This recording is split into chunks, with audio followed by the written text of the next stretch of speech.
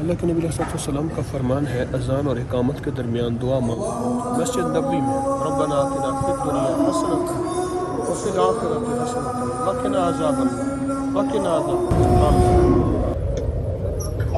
اس طرح نماز فرض کے بعد جو دعا مانگی جائے وہ قبول ہوتی ہے۔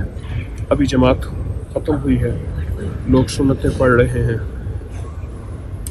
اس وقت بھی یہی دعا ہے اور دنیا کا سب سے بڑا پیکیج ہے کہ ربنا آتنا فی الدنیا حسنۃ وفی الآخرۃ حسنۃ وقنا عذاب النار۔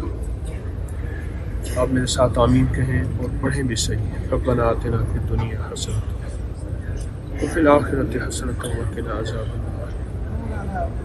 ربنا آتنا فی الدنیا حسنۃ وفی الآخرۃ حسنۃ وقنا عذاب النار۔